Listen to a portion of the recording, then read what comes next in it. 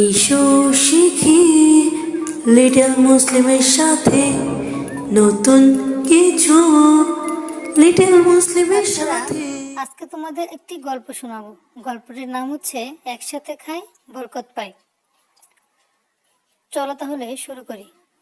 একদিন কয়েকজন সাহাবী বললেন, আল্লাহর রসুল, আমরা খাবার খাই কিন্তু খাবারে তৃপ্তি পাই না।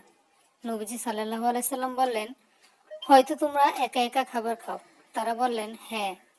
নবীজি বললেন, একসাথে বসে খাবার খেও, খাবার আগে বিসমিল্লাহ বলো, তাহলে আল্লাহ বরকত দেবেন তোমাদের খাবারে।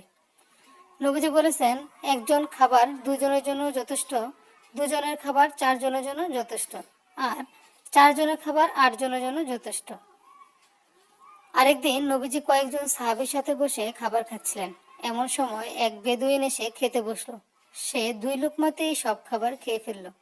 নবীজি বললেন, যদি লোকটি বিসমিল্লাহ বলতো তাহলে এই খাবার সবার জন্য যথেষ্ট হতো।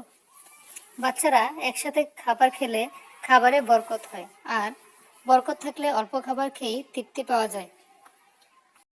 তাহলে আমরা আলাদা আলাদা না খেয়ে একসাথে খাবার খাবো আর বিসমিল্লাহ বলে খাবার খাবো, তাই না আম্মু?